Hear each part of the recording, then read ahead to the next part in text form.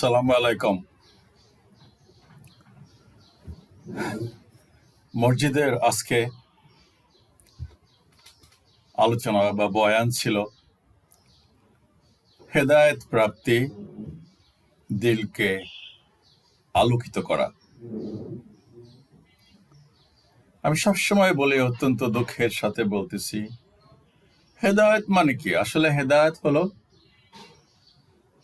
আল্লাহর যে নির্ধারিত জীবন বিধান, যে পথ, আলোকিত পথ, সেই পথের সন্ধান পাওয়া এবং সেই পথ ধরেই চলা, জীবনকে পরিচালনা করা, নিজের জীবন, পরিবার পরিজন, সন্তান সন্ততি, সমাজকে, গোটা পৃথিবীকে সেই পথে পরিচালিত করার নামে অ্যাকচুয়ালি আমার দৃষ্টিতে, আমি তো আর কোনো মোল্লা না, বুজুর্গ না, আউলিয়া উলিয়া না, হেদায়েত প্রাপ্তি। আল্লাহ তোরে হেদায়েত দান করুক আল্লাহ তাআলা। মানে যখন অসভ্য হয়ে যায়, বর্বর হয়ে যায়, তখন আমরা তো এটাই বলি যে আল্লাহ হেদায়েত দান করুক এটারে। যাই হোক, তো উনি আবার বয়ানে বললেন যে আমরা মসজিদে আয়সা অনুনয় বিনয় করে কান্নাকাটি করি, আবার মসজিদ থেকে পা বাইরে দিলেই সব আঁকাবাঁকা রাস্তা ধরি। কথাটা 100% খাঁটি। ওইখানে গিয়ে কান্নাকাটা করি আর বাইরে আসে এই লুটপাটের রাস্তা ধরি। আমি তো বলতেছি, এই পৃথিবীর বেশিরভাগ মানুষই মুনাফিক, বেশিরভাগ রাষ্ট্রই মুনাফিক। না হলে পৃথিবীতে এত অশান্তি হবে কেন? এই রাষ্ট্র নাকি অলি আউলিয়ার দেশ, শত আউলিয়ার পুণ্যভূমি। এই তো পুণ্যভূমির যদি চেহারা হয় এই যদি হয় আউলিয়ার দেশের নমুনা, তাহলে পৃথিবীতে যে সমস্ত দেশে আউলিয়া নাই, যে ট্রাম্পের মতন আউলিয়া আছে, যেসব দেশে পুতিনের মতন আউলিয়া আছে, শি জিনপিং এর মতন আউলিয়া আছে, ওই যে ইসরায়েলের ওর মতন আউলিয়া আছে,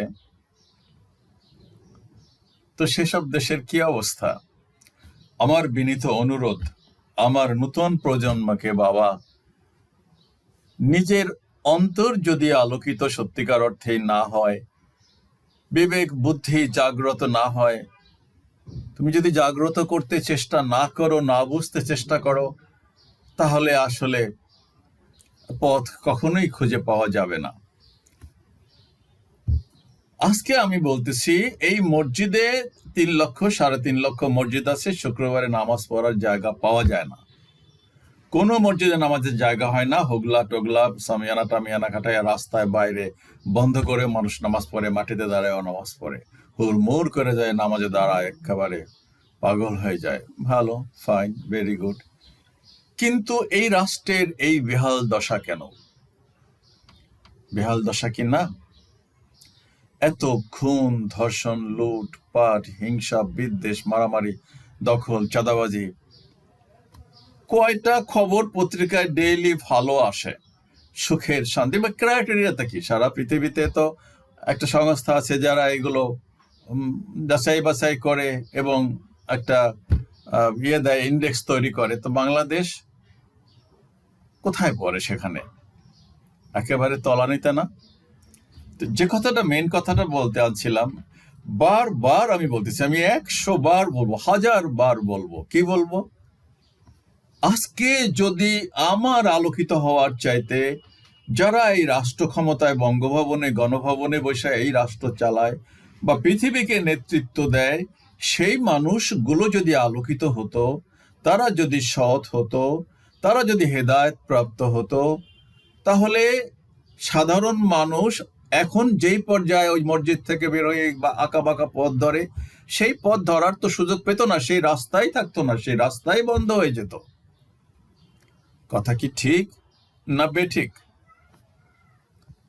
তো এটা হলো সবচেয়ে মানে ডার্ক সাইড।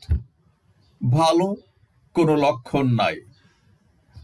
একবারও বলবেন, আমি তো বলছি যে আল্লাহ।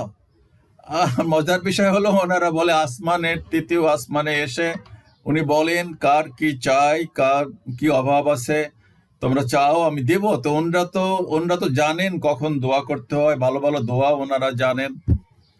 সেই দোয়াগুলো কেউ করতে পারেন না কোনো বুজুর্গ, যে আল্লাহ তুমি তোমার নবীর মতন, তোমার যে খলিফাগণ ছিল, তোমার যে সাহাবীরা ছিল, সেই সাহাবীদের মতন একজন শাসক আমাদের মাঝে পাঠাও, আমাদের মধ্য থেকে পয়দা করে দাও এই রাষ্ট্রের জন্য। অন্তত যেহেতু আমি এই রাষ্ট্রের কথাই বলতেছি, সমগ্র মুসলিম জাহানের জন্য, প্রতিটা মুসলিম দেশের জন্য তুমি একজন করে সেই রকম শাসক দাও।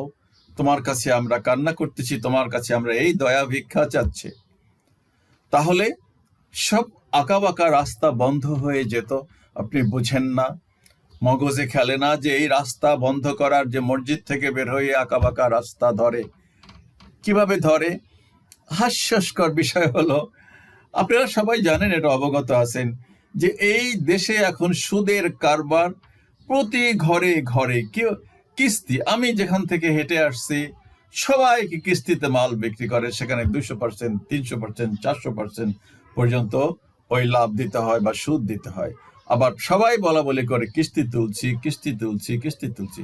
সেই সময় 1400 বছর আগে যে ঋণের জালে জর্জরিত করতো ইহুদি নাসারারা একেবারে সাধারণ গরিবদের প্রতি, এটা জুলুম ছিল, চরমভাবে জুলুম ছিল।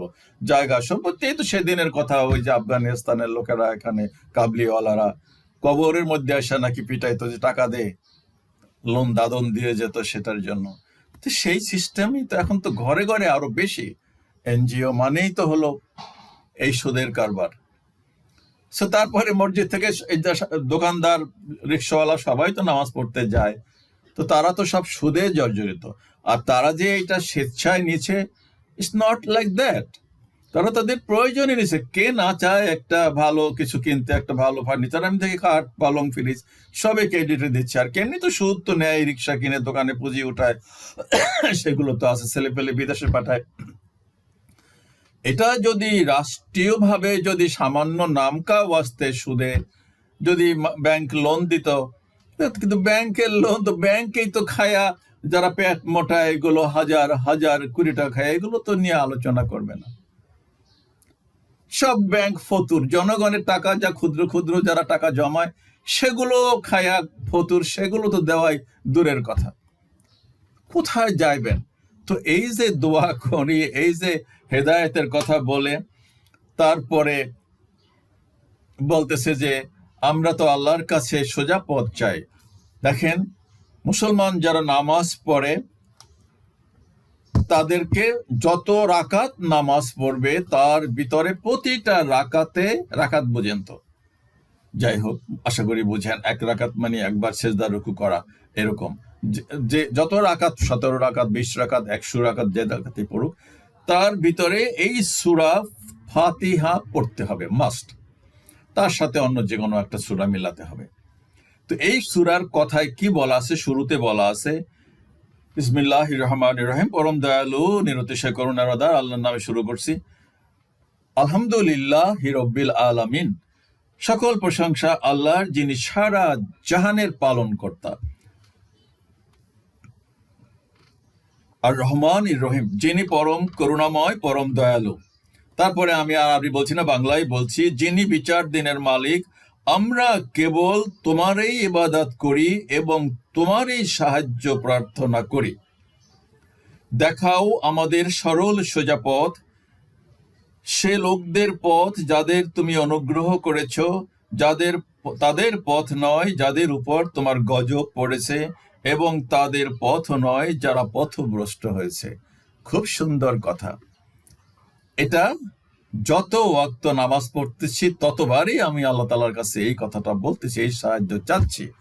আমি একদিকে আল্লাহর কাছে সরল সোজা পথ চাই, মানে হেদায়েত চাই, আর একদিকে মসজিদ থেকে বের হয়ে আমি আঁকাবাঁকা পথে হাঁটি। আজকে যদি রাষ্ট্রের সিস্টেমেই থাকতো এরকম যে বাঁকা কোনো পথ নাই, আছে না রাষ্ট্র এরকম? সিঙ্গাপুরে যায় কি সবকিছু করা যাবে? সুইজারল্যান্ডে যায় কি সবকিছু করা যাবে? ইচ্ছা মতন যা খুশি লুটপাট, হত্যা, ধর্ষণ, খুন, আইন অমান্য এসব করা যাবে? আমি সামান্য যে হংকংয়ে গিয়ে একবার বিশ্ব বাণিজ্য কেন্দ্র, ওখানে মেলা হচ্ছিল, আমি দাঁড়াইছি ট্যাক্সির জন্য। আমি তো জানি না ওদের ভাষা, চাইনিজ ভাষা, ইংরেজি তো হলে বলতে পারতাম। তো ট্যাক্সি একটা আসছে, অনেক রাশ ওখানে। তো আমি সামনে গিয়ে দাঁড়াইছি, ও বেটা বলতেছে তুমি না, ওই যে আরেকজন লাইনে দাঁড়ায় আছে চুপচাপ। আমি একটু লজ্জায় পাইছি, যাই হোক পরে আমি গিয়ে লাইনে দাঁড়াইছি। ঠিক ফেরিতে উঠতে, ওখানে সাগরে একটা ফেরি আছে হংকং এ, এপার আর ওপার, কাউলুন চিমসা সুই। ওখানে গেলেও ওই ওই জাহাজে ফেরিতে উঠতে লাইন, কেউ কারো আগে যাচ্ছে না, বৈশা দাঁড়াই পেপার পড়তেছে বা কিছু একটা করতেছে। ওই সিরিয়ালি আসতেছে ফেরি, সিরিয়ালি যাচ্ছে। বাংলাদেশে হলে আমি অমুকের পোলা, এমপি সাহেবের পোলা আইছে, অমুক ডিসি সাহেবের নাতি আইছে, ঢুকাও। কিভাবে আলোকিত হবে সমাজ? আর এই মসজিদ থেকে বের হয়ে মানুষ কেন আঁকাবাঁকা পথ ধরবে? সেই পথটা বন্ধ করার যে একটা রাস্তা আছে, সেইটা এই বুজুর্গরা জানে না, চিন্তাও করে না, বলেও না। আর বলছি তো, ওনরা এত জঘন্য ভাষায় এক একজন আরেকজনকে বিশেষায়িত করে, অথচ ওনরা ভুলেও কোনো সময় ইয়া বড় বড় কেদারানিয়া, ইয়া বড় বড় বুজুর্গ ওয়াজ করে, ভুলেও কোনোদিন বলে না যে আমরা কারো বিরুদ্ধে কেউ কথা বলবো না, আমরা সমস্ত আলেম ওলামা, দাড়ি টুপিওয়ালা মানুষ, আমরা ঐক্যবদ্ধ। আমরা চাই, দোয়া করি আল্লাহর কাছে যে একজন ভালো সৎ ইমানদার মানুষ এই রাষ্ট্র ক্ষমতায় আসীন হোক, যিনি এই সমস্ত আঁকাবাঁকা রাস্তা বন্ধ করে আমাদের দেশটাকে সিঙ্গাপুরের মতন করতে পারে, বা সুইজারল্যান্ডের, ওর তো বিধর্মীদের দেশ, করতে পারে নিয়মের ভিতরে। আমি সবসময় এক কথায় যেটা বলি, শতভাগ 100%, 100% আইনের শাসন, ইনসাফ, মানবাধিকার, সমতা, যা যা আছে এগুলাকে 100% নিশ্চিত করেন, আর তো কিছু দরকার নাই। কিন্তু এই দেশে ওই সুপ্রিম কোর্টের বিচারককে টেলিফোন করবে, এইভাবে এইভাবে রায় লেখো, হাইকোর্টের বিচারপতিকে ডিকটেট করবে, এইভাবে এইভাবে রায় লেখো, অমুককে ধরবা, অমুককে ধরবা না, অমুককে জামিন দিবা, অমুককে জামিন দিবা না। এই তো দেশ। 50,000 কোটি টাকা নিয়ে বিদেশে বাড়িঘর করে, বেগম পাড়া গড়ে তোলে, এদেশের রাষ্ট্রীয় টাকা, অথচ এখানে ওই যে সুদের ব্যবসা করে মানুষ। কেন ওই টাকাগুলো সাধারণ মানুষদেরকে লোন দিত সামান্য সুদে? কোনো এখানে এই ক্রেডিটের ব্যবসা চলবে না, প্রাইভেট কোনো ক্রেডিটের ব্যবসা চলবে না, ব্যাংক থেকে লোন নেবা, আমার রাষ্ট্র আছে দেওয়ার জন্য। আবার সরল পথ প্রতিদিনই খুঁজি আমরা, আল্লাহর কাছে হেদায়েত চাই।